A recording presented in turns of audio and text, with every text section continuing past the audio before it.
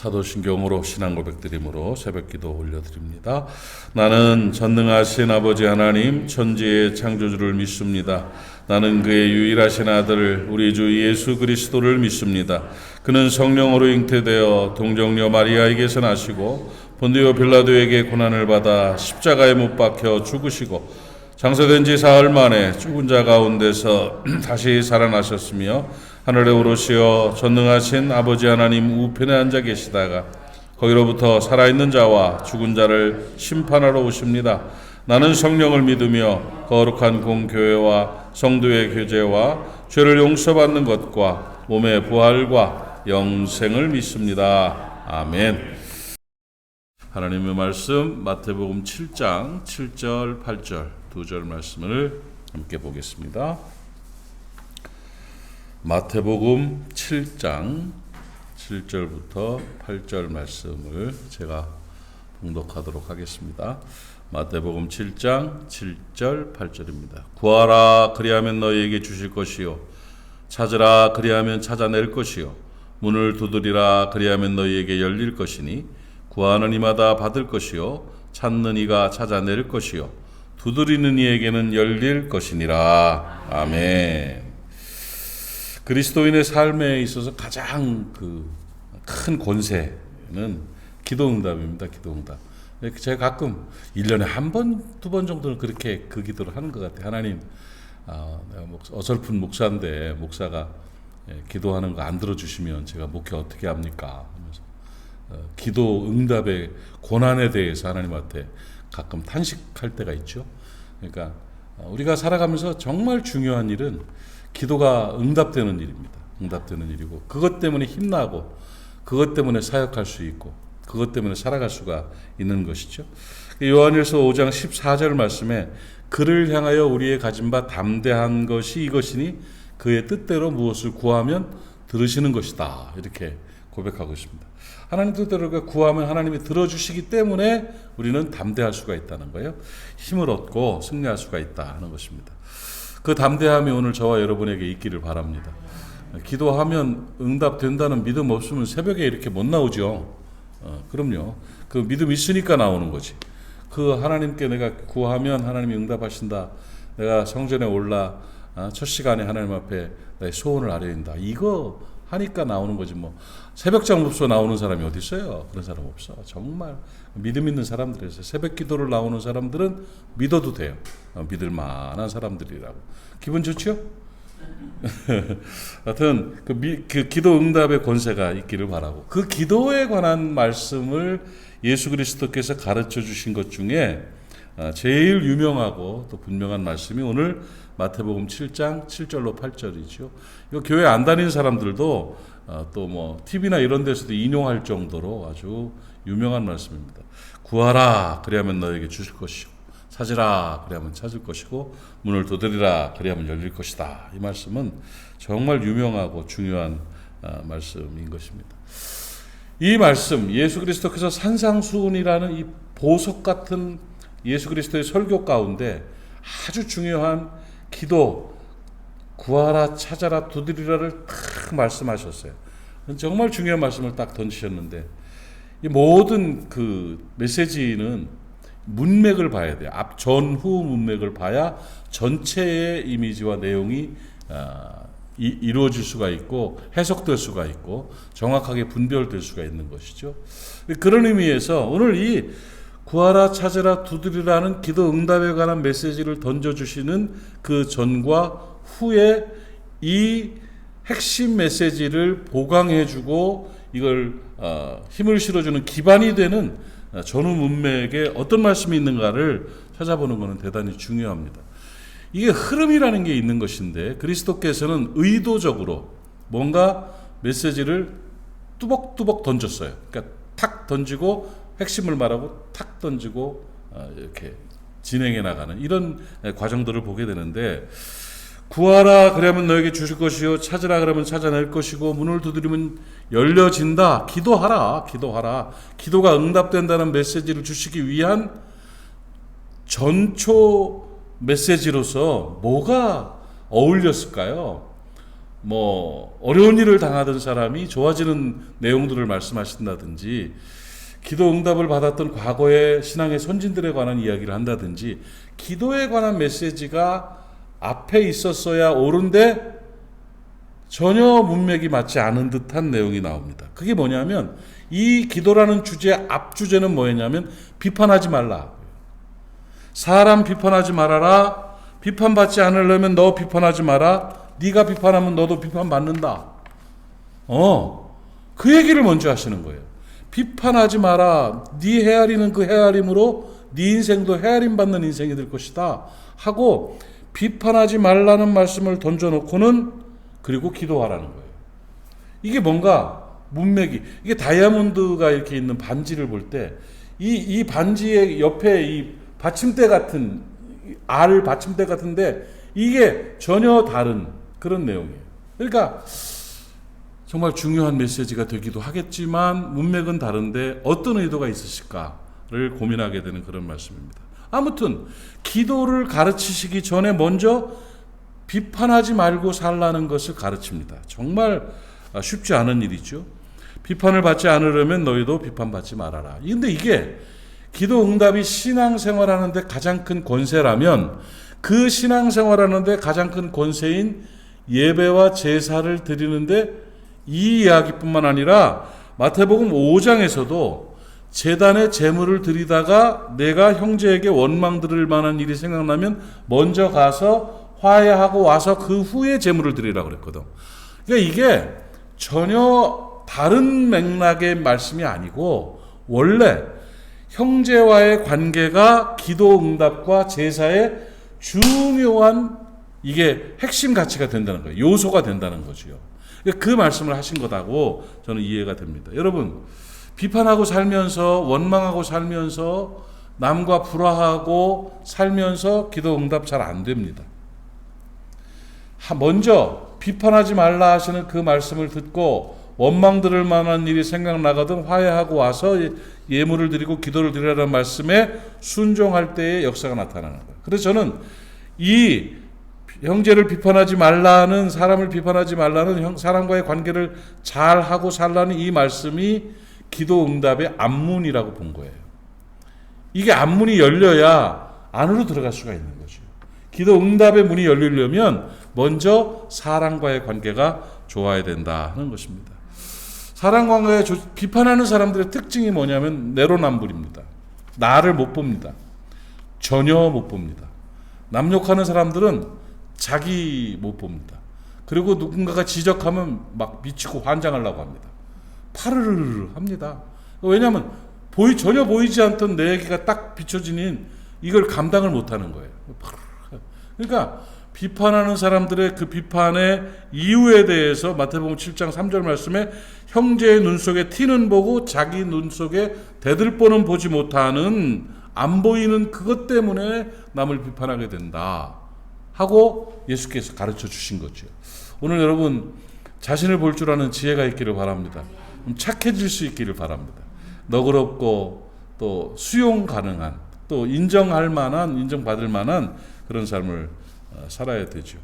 제가 이걸 적어 왔는데, 어제 칼럼을 저녁에 쓰는데 제가 우리 제 아내가 저에게 글을 하나 보내줬었어요. 그래서 그 글의 내용이 사람이 이렇게 살아야 되겠구나 하는 깨달음을 얻을 정도로 중요한 내용인데 못 따라갈 것 같은데, 그 내용이 뭐냐면, 그 식물을 기르는 사람들, 식물을 사랑하는 사람들이 이제 함께 이렇게 공유하는 온라인 커뮤니티가 있어요. 그 커뮤니티에서 읽은 글인데 그걸 내한테 보내준 거예요. 제목이 부탁합니다라는 제목인데, 그 사진을 이렇게 붙여놓은 사진을 찍은 거를 이제 보내온 그런 내용인데, 어떤 내용이냐면, 어느 집 앞에 아마 화단이겠죠. 좋은 화단을 만들어 놓고 이제 바깥에 있는데, 거기에 작약을 길렀어요. 작약꽃이 예쁘잖아요. 그거를 몇 년을 길렀냐면 18년 동안을 길렀어요. 그러니까 그 작약밭이 너무 예쁜 그런 작약밭이겠죠. 그러니까 막 너무 얼마나 사랑하고 좋았으면 작약을 18년을 길렀겠어요. 그런데 그 작약 글쎄 어느 놈이 와가지고 밤새 캐가 버린 거예요. 다. 그 18년 동안 길렀던 작약밭의 작약들을 다 뽑아갔어요. 다. 그러니까 막 무참히 캐갔다 이렇게 표현하거든요. 그거 확 다 깨가지고 도망가고 아침에 이제 꽃이 곧 피는 그 기대를 가지고 있었는데 꽃망울이 폈으니까 캐갔겠죠. 그러니까 그 주인이 보기에 얼마나 마음이 힘들고 괴로웠겠어요. 그러면서 거기다가 이제 그걸 하나 써가지고 그 화단 벽에 이제 붙여놓은 글이야. 뭔 말인지 알아듣고 있는 거예요? 네, 그림이 그려지죠? 그 내용이 기가 막혀요. 이렇게 편지를 써서 붙여놨어요. 부탁드립니다. 제목을 써놓고는 이곳에 심겨진 작약을 어느 분이 모두 무참히 캐갔습니다. 여러 폭이었는데 이것으로 마지막이 되었습니다. 저희가 18년 동안 가족처럼 애써 가까운 것들입니다. 꽃봉오리가 올라와서 이번 주엔 꽃을 볼까 했는데 섭섭하네요. 오랫동안 이곳을 지나며 해마다 봄이 되면 작약꽃을 보시던 분들의 마음도 저희와 같으시겠지요. 무슨 사연인지는 몰라도 캐가신 분이 나쁘다고 단정해 말하지는 않겠습니다. 와, 이 죽일로만 막 이럴 수도 있고 갖다 놔라 막 이럴 수도 있는데 이렇게 말을 했어요. 그 꽃이 동네 어디선가에는 곱게 피고 있겠지요. 급하게 캐가셔서 뿌리가 상하고 꽃봉오리가 시들어 떨어지지 않을까 걱정입니다. 부디 올라오는 꽃송이가 부러지지 않게 잘 키우시기를 부탁드립니다. 좀 더 일찍 봄에 캐갔다면 이런 걱정을 안 해도 될 텐데 잘 키우셔서 갖고 가신 분의 가정이 더 밝고 환해졌으면 좋겠습니다. 이랬었어요. 세상에 이걸 보고요 내가 늙나 보다 싶어 눈물이 울컥 난 거예요. 제가 야 그래 이 꽃 키우는 사람들의 꽃 마음인가 보다. 이 꽃도둑놈에게 축복하는 이 마음이 그것도 1, 2년도 아니고 18년을 길렀던 그 작약꽃을 캐갔는데 야 이런 편지를 붙여놓고 축복을 하는 야 정말 희망이에요. 이런 사람이 있으면 세상 안 망합니다. 저는 그렇게 생각을 합니다. 나 끝에다가 내가 뭐라고 쓰냐면 나도 언젠가는 이런 마음으로 살아갈 수 있었으면 좋겠다고 이렇게 글을 썼습니다. 이 마음으로 산다면 얼마나 좋을까요? 자기는 보지 못하고 늘 비판이나 하고 비난이나 하고 저주나 하고 욕이나 하고 핑계나 대고 이랬던 마음들이 정화되는 듯한 그런 마음이 듭니다. 아마 그리스도께서 기도 응답에 관한 엄청난 특권을 우리에게 말씀하시면서 그 앞에 비판하지 말아라 하고 말씀하신 의미가 이런 내용과 좀 이렇게 연결되지 않나 이렇게 생각합니다. 여러분 넉넉한 마음으로 살아가는 여러분 되시기를 바랍니다. 따뜻한 마음으로 살아가는 여러분 되시기를 바랍니다. 기도의 안무는 다른 사람과의 관계입니다. 다른 사람들 비난하고 비판하지 마십시오. 알았어요? 네. 그리고 이제 그러고서 이 비판하지 말라는 말씀을 하시고는 그리고는 이제 오늘 본론 말씀을 이제 말씀하시는 거예요. 구하라 얻을 것이다. 찾아라 찾을 것이다. 문을 두드려라 열릴 것이다. 하면 그 뒤에 말씀은 또 이제 뭔가 응답받은 사람들은 어떤 모습으로 살아가고 응답받은 사람들에게 나타나는 결과 뭐 이런 것들에 대한 이야기를 실을 수가 있었는데 그리스도께서는 또 전혀 맥락이 다른 말씀을 던져놓으십니다. 이 기도에 관한 말씀을 말씀하시고는 13절로 이 말씀에 뒤에 연결돼 가지고 7장 12절 말씀에 정말 중요한 황금률이라는 메시지를 줍니다. 황금률은 가장 중요한 메시지. 이게 이 황금률이 성경 말씀의 그 핵심이에요. 그러니까 중요한 말씀입니다. 뭐라고 말씀하냐? 그러므로 무엇이든지 남에게 대접을 받고자 하는 대로 너희도 남을 대접하라. 이것이 율법이고 선지자니라 말씀하셨습니다. 그러니까 예수 그리스도께서는 기도 응답에 관한 말씀을 하시고는 그 전에 말씀하시기 전에는 사람을 비판하지 말아라, 좋은 관계로 살아라 말씀하시고 또 그 말씀을 하신 후에는 대접하며 살아라. 이거 대접. 남을 대접하고 살아라. 이렇게 해서 기도에 관한 말씀을 묶어서 우리에게 던져주고 있는 것입니다. 대접받고자 하는 대로 너희도 남을 대접하라. 이 황금률을 주신 것이죠. 기도 응답은 나만을 위한 것이 아닙니다, 여러분. 응답을 받은 그 응답의 권리와 응답의 축복들은 남을 위한 거예요. 내 기도가 다른 이에게 대접이 돼야 돼요. 그러니까 나 하나 잘 되고 나 하나 잘 먹고 잘 살고 내가 소원하는 거 이루어지고 무슨 도깨비방망이 두드리는 것처럼 이게 아니라 나의 기도가 응답되면 대접이 되는 거예요, 다른 분들에게. 이게 기도 응답의 가치고 비밀인 것입니다, 여러분. 공부해서 남 주는 거예요. 돈 벌어서 남 주는 거예요. 이게 인생의 원리예요. 그리스도인의 삶이 돈 벌어서 나갔고 공부해서 나쓰고 나를 위해서만 된다면 성경의 원리를 전혀 모르는 그런 좋지 않은 삶의 모습인 것이에요. 신앙은 이타적인 겁니다. 내가 기도 응답을 받았으면 그 응답이 남에게 대접이 되어야 되는 것이고, 대접하며 사는 것이 우리의 삶의 기도 응답의 중요한 가치가 되는 것이고 하나님의 조건이 되는 거예요. 인간관계, 사람과의 관계, 기독교 신앙의 본질은 십자가 정신, 사람 사랑이라는 것이 실현되는 그 덩어리가 바로 기도라는 것이고, 그 실현이 기도 응답으로 대접하는 사람이 되는 것임을 오늘 그리스도께서는 말씀하고 있는 것입니다. 그 깨달음이 오늘 우리에게 있기를 바랍니다.